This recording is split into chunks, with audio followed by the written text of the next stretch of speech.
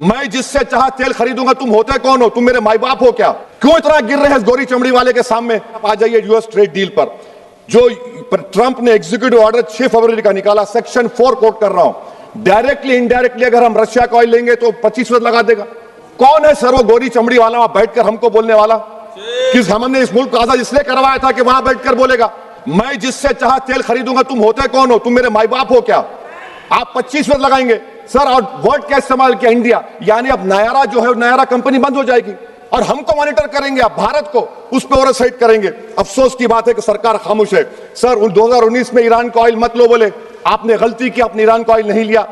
तो अमेरिका ने कहा कि इराक से लो, कंपेरेबल रेट पे, कंपेरेबल रेट पे, मार्केट रेट, नॉमिनल प्राइस पे नहीं। आज यूएस कह रहा है कि मोनोपोली रेट पे लो। कहां है सर? क्यों हम क्यों कर रहे हैं? क्यों इतना गिर रहे हैं इस गोरी चमड़ी वाले के सामने? आखिर हमारी हमियत कहां है सर? और एक बात बता रहा हूं सर, ये यूएस ट्रेड डील से यूरोपियन कर 2 मिनट सर, यूरोपियन यूनियन की ट्रीटी से हमारा पीएलआई का पूरा असर पड़ेगा, क्योंकि आपने टैरिफ गिरा दिया। आपने टैरिफ गिरा दिया मेडिकल डिवाइसेस पर, आपने टैरिफ गिरा दिया सोफिस्टिकेटेड मशीनरी पर, तो यूएस इंडस्ट्रियल गुड्स आएंगे, तो डी-इंडस्ट्रियलाइजेशन का खतरा है इस मुल्क में। Sir you are we signing a free trade agreement और a force purchase order. Sir Bangladesh से यूएस ने कह दिया कि हमसे कॉटन खरीदो, 0 टैरिफ। सर भिवंडी, मालेगांव, बनारस के पावरलूम का क्या होगा? 70% रॉ कॉटन हम देता बांग्लादेश को। सर एमएचए का बजट 5.7 बढ़ गया, डिफेंस का 15.99। मैं सरकार से मुतालबा करता हूं कि वेनेजुएला में जो हुआ, आप एक ऑपरेशन इंसाफ करिए। ऑपरेशन इंसाफ के तहत हाफिज सईद, मसूद अजहर, लखवी को घुस के लाइए भारत में, तभी इंसाफ होगा सर। हम कुलभूषण यादव को भूल गए, वो कुलभूषण यादव उसको आईसीजे में रुकाया। आखिर हम कब लेके आएंगे कुलभूषण यादव को? इनकम टैक्स के बेनिफिट मिलती थी हमारे फौज के सिपाहियों को जो विकलांग थे, आपने इनकम टैक्स बेनिफिट छीन लिया उन लोगों को। ये कैसा इंसाफ है आपका? बताइए। जो फौजी सर्विस में है, अरे प्राइम मिनिस्टर अगर एक ट्रेन की झंडी दिखाएंगे तो उससे बढ़ के पैसे खर्च हुआते, तो आप क्या बचा रहे? सर 11-12 साल से वजीर आजम मोदी हैं, हमारी एयरफोर्स का स्क्वाड्रन गिरकर 29 पर आ गया। 12 साल से आप प्रधानमंत्री हैं, हम एक मिड एयर रिफ्यूलर एवैक्स को नहीं बढ़ा सक रहे। पाकिस्तान के पास हमें ज्यादा एवैक्स है, और ऑपरेशन सिंदूर में हमने देखा कि कितनी तकलीफ हुई। सबमरीन का शॉर्टेज है, आपको फिक्र नहीं है सर। और हम 3rd एयरक्राफ्ट कैरियर हम भूल गए। आखिर कैसे हम चाइना को इंडो पैसिफिक में रोक पाएंगे? ये देशभक्ति नहीं है सर। हमारी फौज में कमी है। क्या ये मुल्क इतना कमजोर हो गया कि हम अपनी फौज में बच्चों को भर्ती नहीं करा सकते? अग्निपथ स्कीम का रिव्यू होना चाहिए। इस ऐवान में चाइना बॉर्डर पर एक बहस होनी चाहिए।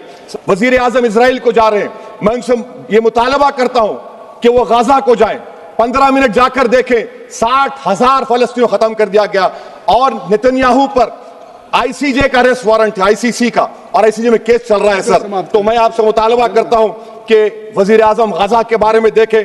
मैं ज़ायनिज़्म मुर्दाबाद बोलता हूं, भारत जिंदाबाद। और ये सरकार तेलंगाना से नाइंसाफी कर रही है, कुछ नहीं दे रही है। मिसाल के तौर पर सर अगर आप देखेंगे मुस्लिम एनरोलमेंट जो यूडीआईसी का डेटा है 2021-22 का, मुसलमानों का एनरोलमेंट गवर्नमेंट का डेटा बोलता है प्राइमरी में 15%, यूपी में अपर प्राइमरी में 14%, सेकेंडरी में 12% और हायर सेकेंडरी में 10%। प्राइमरी से लेकर हायर सेकेंडरी तक आते सर 5% की गिरावट होती है। वही सरकार का एआईएसएचई का डेटा है 2020-21 का।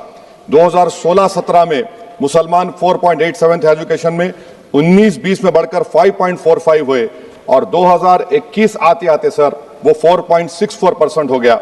यानी जहां पर मुसलमान 2019-20 में 19,21,000 पे आ गए, यानी 1,79,000 की गिरावट आई। क्यों हुआ सर? ये इसलिए हुआ क्योंकि ये मोदी सरकार तासुब और तंग नजरी के मुजाहरे करती है।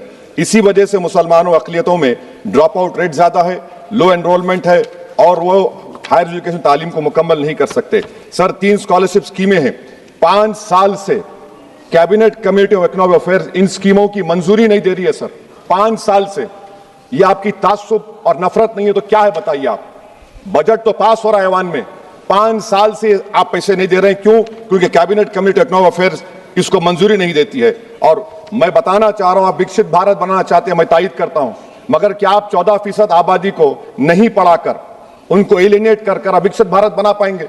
विकसित भारत उसी वक्त बनेगा सर जब मुसलमान समाजी, इक्तिसादी, तालीमी और माशी तौर पर ताकतवर होंगे। मगर अफसोस के साथ कहना पड़ा, सच्चाई है कि सरकार नहीं चाहती ये हो। सर मैं हुकूमत से पूछना चाह रहा हूं कि यूनिट कॉस्ट स्कॉलरशिप का 2007 और 8 से रिवाइज नहीं हुआ, क्योंकि जो तालीम का कॉस्ट है उससे मैच नहीं कर रहा है। आप तीन स्कॉलरशिप को डिमांड ड्रिवन नहीं कर रहे हैं। 11 साल से आप 10 स्कॉलरशिप नहीं बढ़ाए, वही नंबर ला के रख दिए। मैं डिमांड ड्रिवन करने का मुतालबा करता हूं। सर, प्री मैट्रिक स्कॉलरशिप को क्यों 9th और 10th से शुरू किया था? Sir, highest drop out rate मुसलमानों का है, और हमारे मसीहा वेस्ट बंगाल में बैठे, वहां पर ड्रॉप आउट रेट मुसलमानों का 23%, आसाम में 30%। आसाम की सरकार गोली मारने का वीडियो कम बनाएगी तो शायद मुसलमान पढ़ ले इस तालीम में। सर, मैं मुतालबा करता हूं कि मौलाना आजाद स्कॉलरशिप को दोबारा शुरू किया जाए ताकि अक़लियती और मुस्लिम बच्चे हायर एजुकेशन मुकम्मल कर सकें। पेरेंटल इनकम आप इजाफा क्यों नहीं कर रहे सर? 1 लाख रुपए, 1.5 लाख रुपए क्या स्कॉलरशिप मिलेगी सर, बताइए आप। और सर, आपको मिसाल दे रहा हूं, आप तो काबिल आदमी हैं। 2022-23 में बजट था माइनॉरिटी मिनिस्ट्री का 5000 करोड़।